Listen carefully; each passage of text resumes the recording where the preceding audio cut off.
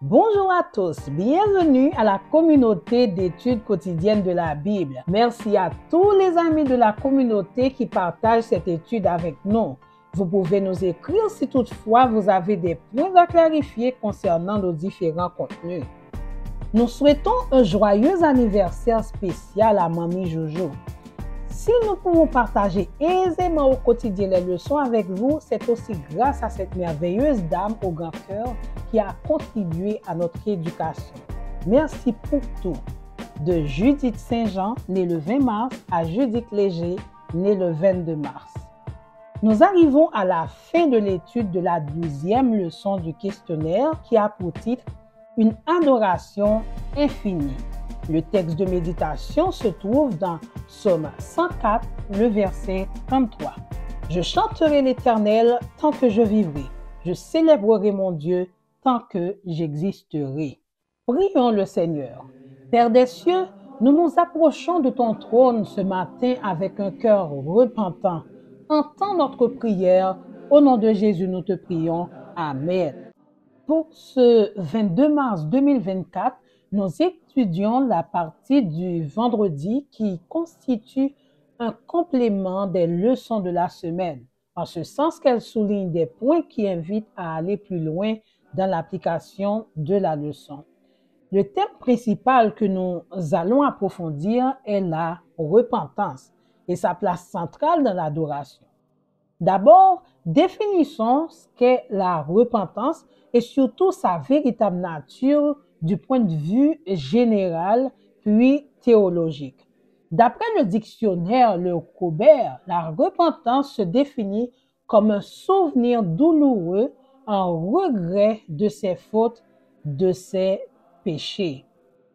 Du point de vue théologique, une dualité de sens est présente dans les principaux verbes grecs et hébreux qui traduisent couramment le mot repentance. Ainsi, pour mieux comprendre son sens réel, il faut passer par l'étymologie. Dans l'Ancien Testament, les deux mots hébreux les plus couramment traduits par se repentir peuvent être translittérés comme chauve ou chauve et nacham. Le mot nacham signifie littéralement soupirer ou respirer fortement et par implication être désolé, avoir pitié ou exprimer un profond regret ou chagrin. C'est le mot utilisé lorsque Dieu est décrit comme ayant une attitude de repentir. La repentance de Dieu est une description dans l'Ancien Testament de la réaction de Dieu aux situations humaines. Exemple, Genèse 6, verset 6.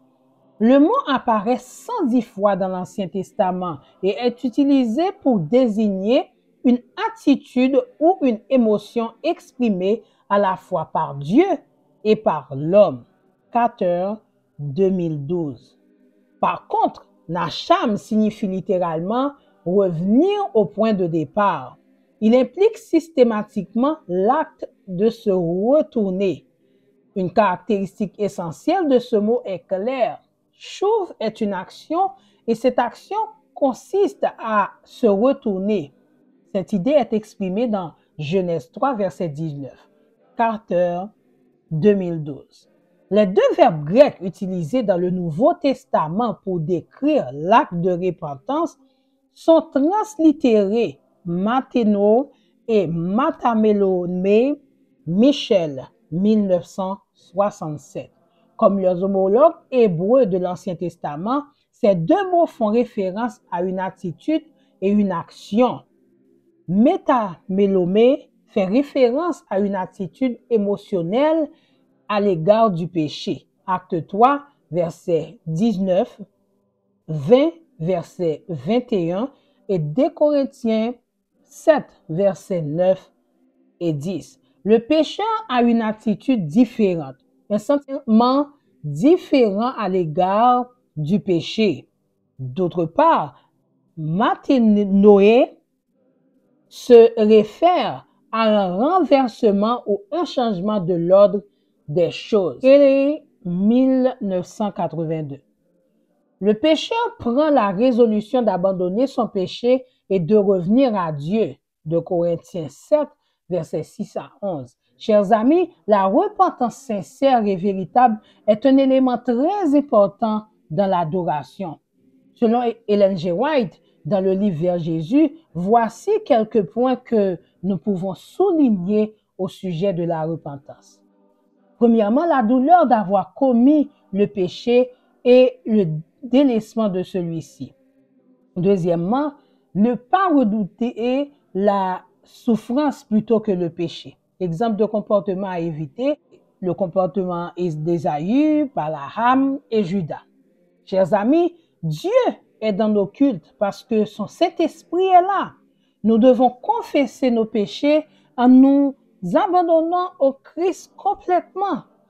Adorons Dieu en esprit et en vérité, avec un cœur sincère, repentant, afin que nos cultes lui soient agréables. Prions le Seigneur. Éternel Dieu, nous remettons entre tes mains le peuple haïtien. Délivre ce peuple, ô Éternel. Au nom de Jésus, nous te prions. Amen. Nous vous donnons rendez-vous à demain